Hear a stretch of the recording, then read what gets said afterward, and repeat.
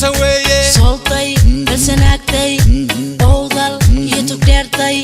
ساحل مرود جحتي دولها بدق على ذا سومالي لان يا تلحيس كمرا دول وذاها دشو دوب كساريتا إيو دي وذاها غوطة دي سوقو حيقان دار علينا هاي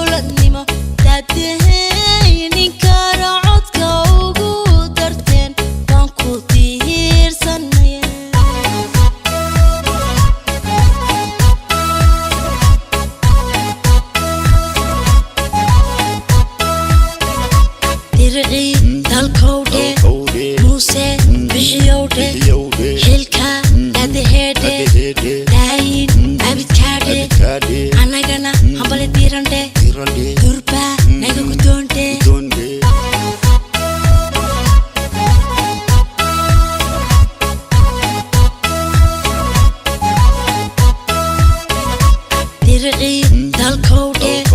muuse bixiyowde xilka dadahede daayin abidkaadhe anagana hambali dirande durba naga gudoonde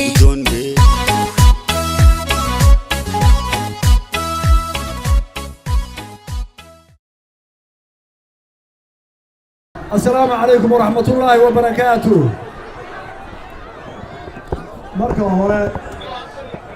marka hore maanta hadalkeena waxaan ku bilaabayaa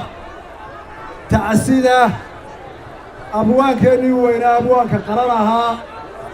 oo aan ka tacsideynaya inta af Soomaaliga ku hadasho dhan abwaan Ibraahim Ismaaciil Suule Sooraan oo atiir qaranka afka Soomaalida ku hadasho dhan ka baxay ilaahay naxariistiisa iyo jannada ka waraabi inta af Soomaaliya ku hadashada tacsiba loo direynaa qaranka Soomaaliland waa ka tacsideynaa qoyskiisa iyo carruurtiisa iyo raaskiisa waa ka tacsideynaa ilaahay iyagana awil khayr qaba raaskii iyo carruurtii halkiisa u sheegay taasi waa tacsi talabaad waxaan maanta hambalyeeyaa ummadda Soomaaliland oo dhan gaar ahaan waxaan hambalyo u dirayaa dhammaan shacbiga Soomaaliland inta ka nool ururka SNM oo maanta ay tahay maalintii gudagalka Burco ee la bilaabay dagaalkii gudagalka ee Soomaaliland lagu xoreynayay intii ku shahiiday intii ka horreysay intii ka dambeysay maalintaaba ilaahay iyagana jannada ka waraabiyo inta nool ee soo gaadhayna ilaahay cimrigooda iyo caafimaadkooda hadheer ee aakhirasana siiyo in yar baan ku hakanayaa taa 7 May waxay ku timid go'aan shacab waxaa jirtay dhalinyarada u sheegaya inta waaweyne way ogtahay daayartaan uu xusuusinayaa 1988 waxaa Jabuuti ku shiray 3 madaxweyne oo ahaa madaxweynaha Itoobiya iyo kii Soomaaliya oo 2 dictator ahaa oo labadaba jabhadihii ku soo kadiyeen oo labaduba leecleecaya ayaa waxay isugu tageen Jabuuti waxaanay ku heshiiyeen in Soomaaliya ninkii haystay markaa loo jiray afweer dictatorka ahaa uu ka daayo taakamada uu siirayo PR xisbiga TPLF iyo xisbiga iyo jabhadii Eritrea oo u turnayo gargaaro wuxuu ku qaldamay afweere oo uu Mingisto weydiistay inuu joojiyo Mingisto taageerada uu siiyo mucaaradkii SNM taariikhdu waxay saxaysaa oo 27 May iyo 31 May sheegayaan oo taariikh cada inuu ku qaldamay shaxda kala taliyihii dictatorka ee afweere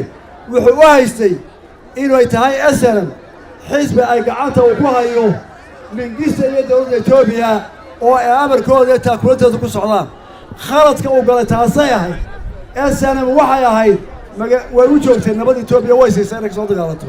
laakiin taladeeda iyo saadkeeda iyo cudurkeeda iyadaan ahayd SNM markay sidaa ku heshiiyeen in jabhadaha la kala raro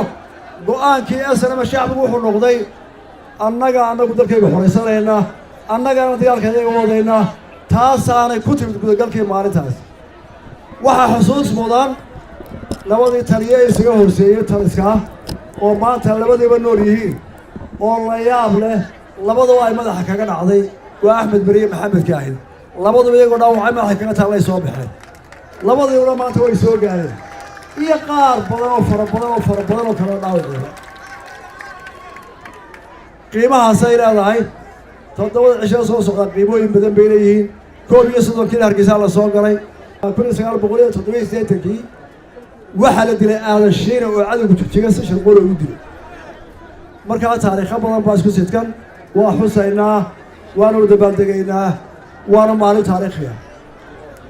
maanta halkan waxaa kaloo inoo nimid inaanu taageero musharaxiinta kulmiye ee ka sharaxan gobolka Togdheer oo kala ah deegaanka iyo baarlamaanka qof waliba wuxuu ku taageerayaa wuxuu hayo annagu halkan waa u oroleynaa iyagana gobolada u maraynaa goboladana waxaan ku dhiirigelinaynaa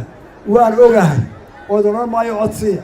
codka diyaar baa la tii kulmiye waan ogahay murashaxa kulmiye ka akrar maayo laakiin waxaan u mid inaan idin xusuusiyo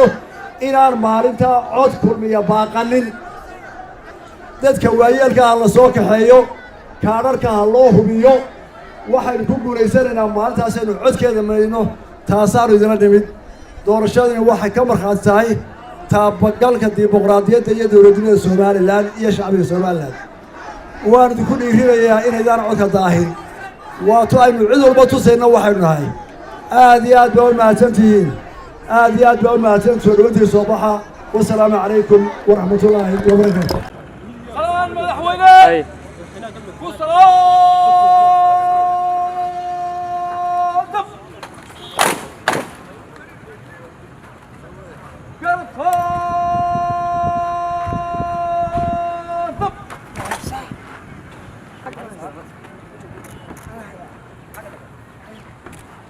مدحوينه وحصلان هذا ودي انا عندك كتب العيله سكنك الجماعات الصوماليه